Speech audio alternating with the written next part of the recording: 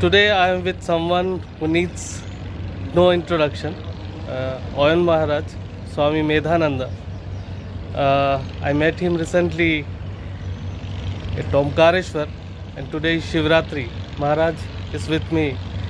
So Maharaj is going to is releasing the book very soon on Swami Vivekananda. He will be talking about the book, his experience, his spiritual life. Maharaj, tell me your story and the book. Thank you. So I was born and raised in the U.S. and I completed my PhD at Berkeley in 2009, and I received spiritual initiation from Swami Swahanandaji, who was the head of our Vedanta Society of Southern California in Hollywood.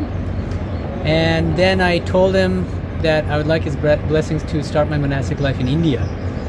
And in the beginning he tried to persuade me to join in his center in Hollywood, but he eventually relented and gave me his blessings. And I came to India.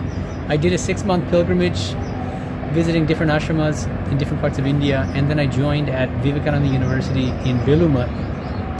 So I had the great fortune of spending about 11 years in Bellumat, and also I was able to do academic work on the great spiritual tradition of Sri Ramakrishna and Swami Vivekananda. So I wrote one book a few years ago called Infinite Paths to Infinite Reality, Sri Ramakrishna and Cross-Cultural Philosophy of Religion. It was published by Oxford University Press in 2018. And in about a week, March 8th, my new book will be published in the US first and then later in India. It's called Swami Vivekananda's Vedantic Cosmopolitanism. It's a kind of follow-up to my book on Sri Ramakrishna. The idea is that so far, the philosophical studies of Vivekananda that are out there, they tend to follow one of two approaches. So the first approach is basically claiming that Swami Vivekananda followed Shankara's philosophy in all or most of its essentials. And on the other hand, there are scholars who claim that Swamiji was strongly influenced by Western thought currents. In both cases, with both these approaches, the problem is that it deprives Vivekananda of his own creativity and originality and agency, and instead says he's a mouthpiece for Shankara or he's a mouthpiece for Western ideas. So my approach is completely different. I claim that it's more fruitful and more accurate to think of Swami Vivekananda as a cosmopolitan Vedantic thinker. And what I mean by cosmopolitan is that he was very consciously on a world stage. And of course he visited both the US and Europe on several occasions and met some of the great leaders of the great thought leaders in different countries. And after meeting all these people and thinking about Western ideas and in relation to Indian ideas, he developed new and creative philosophical theories and arguments which are cosmopolitan in nature, which means that he actively developed these ideas by synthesizing arguments and ideas from both Western and Indian thought currents. So that's the basic idea, and it's a 10-chapter book.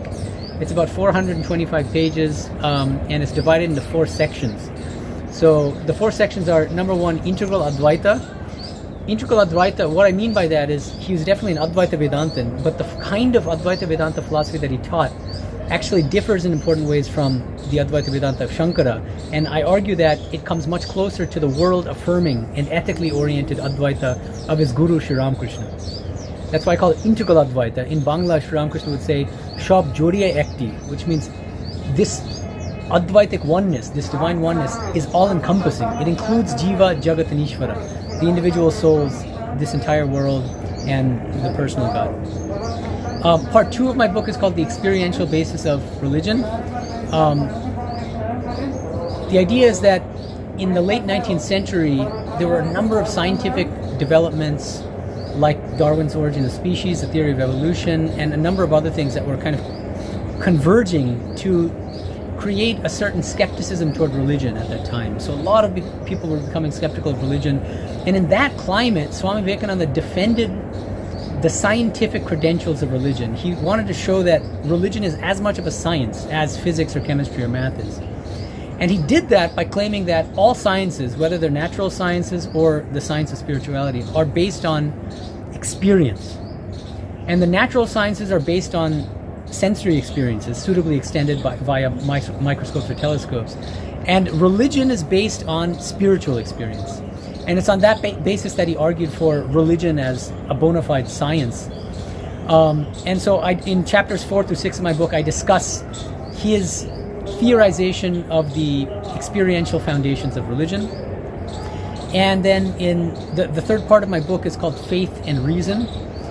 These are Swami Vivekananda's views on what is the nature of faith, and I claim that actually he claims that faith is dynamic and that it has three main stages, and that faith in the life of a sincere spiritual aspirant should evolve from what he calls mere intellectual assent, which means just a kind of saying, yeah, okay, I'm open to the possibility of God and religion, but eventually you should evolve to a second stage, which is a stage of faith as belief, where you actually truly believe that God exists and that religion is true. And finally, the third and culminating stage of religious faith is faith as realization. It's not just belief in God, not just belief in the truths of religion, but direct realization of those truths. And finally, part 4 is called consciousness. This is a very hot topic in philosophy of mind now. It's called the hard problem of consciousness. The question is, what is the precise nature of consciousness and where does it come from? This is a great mystery. And I discuss in chapters 9 and 10 Swami Vivekananda's unique solution to the hard problem of consciousness. It gets technical in the details, but I want to make sure that you feel inspired to get out there and buy my book. So I'm not going to give everything away now. So as I said, the book will be published on March 8th in the US. It'll be available through Amazon and other websites. And then I think 2 months later, by about May of 2022, a South Asian edition of the book will be published in India. And it'll be much more affordable, and for people in South Asia, they can purchase that also through Amazon India or Flipkart. Thank you. Thank you, Maharaj.